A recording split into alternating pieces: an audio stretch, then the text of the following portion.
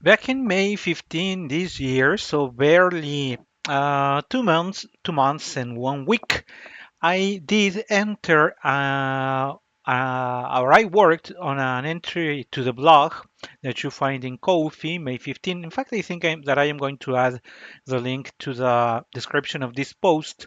That back in those days, we were referring to this obsession of people creating in social media the best soprano ever, the best tenor ever, the best blah blah blah. So now these days are days of very identifiable obsession in one of for two things. In one hand, to for identifying whoever is the best on a given tessitura or just the best operatic singer, because we have to meet the best, right? There is an obsession for the best, maybe as a result of the economical systems that we live in, right? Where the best is always acclaimed for whatever best means, and so we want to be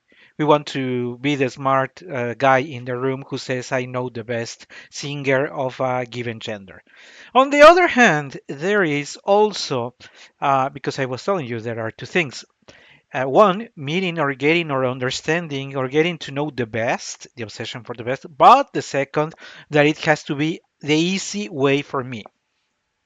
Instead of asking or watching or reviewing, investigating, researching for the sopranos who have sung Manon Lescaut, or that I myself look for several recordings on Manon Lescaut, what I do is that I go the easy way out. And what I will do, I will enter the best Manon Lescaut, or the best soprano singing Manon Lescaut, or the best whatever, whatever, whatever. But there is not only that.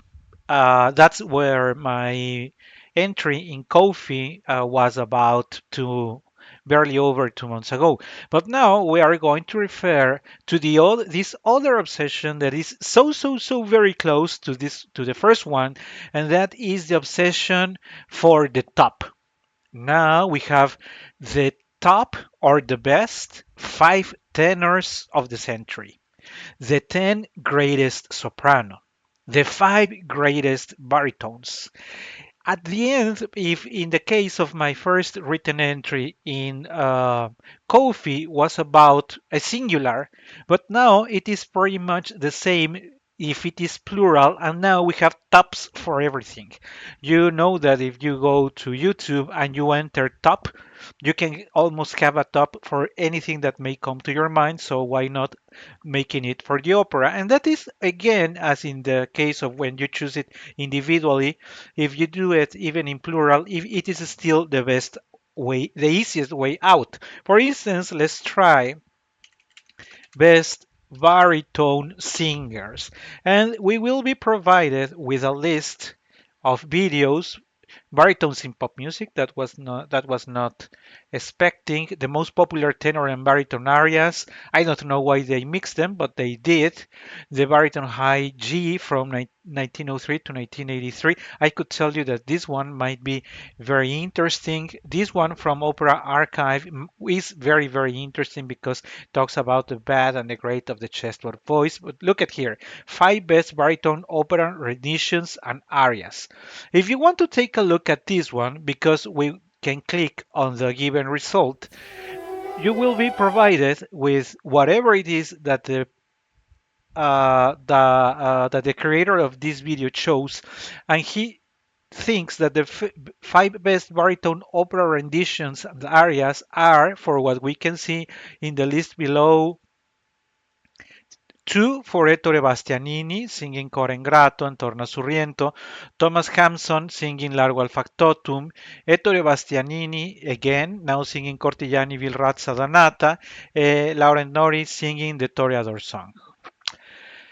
Uh, what are, for instance, in this one my first thoughts? This looks like a very random selection. these five, why choosing two Neapolitan songs, Largo al Factotum, which is not a difficult aria, Cortigiani vil razza danata from Maestro Verdi, and Larenauri with the Song of the Toreador. It looks a lot like a random selection. How come that from a random selection of pieces you can say, try to prove or demonstrate that these are the best baritone opera renditions and arias? What exactly did this creator base this title on? But there is another one that I am just looking to my right. And now it is in Spanish, so never mind if for being in Spanish you are unable to understand, but let's take a look at this. It says that this is the ranking of the best tenors of history. Unfortunately, this is not it doesn't have the text anywhere, but again, if you look at this, he has plus 10 plus 3. So this is the 10 plus 3. But he has also made another selection, but now for the sopranos. I would dare to ask again, uh, based exactly on what? How can we build a list of best tenors when we are not providing the rationale or the justification for this? If you're saying that you're making a list of the best tenors, the least that you have to do is to provide an explanation or a rationale of what is it that you are basing your comment on. Because otherwise, and provided that people may be very lazy in looking for further information, they will just start making as since you build a random video, you will get random responses.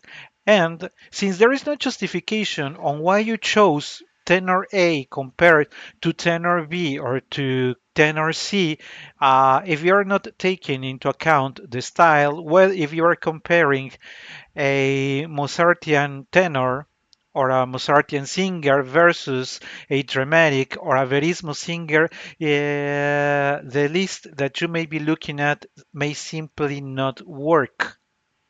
And why would it not work? Because you cannot compare a tenor that sings Otello, such as Mario del Mónaco, to a tenor who sings bel canto, like Alfredo Kraus, because the tesituras, the type of voice tenors that they two have, are very different.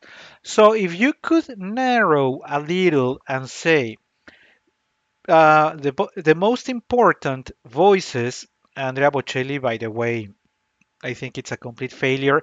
If you are comparing to the greatest tenors of the century, of course, Andrea Bocelli cannot be part of it. So that's the level of seriousness that you can have here. Again, now I can see that he added Jem Pierce. But again, my question is exactly based on what?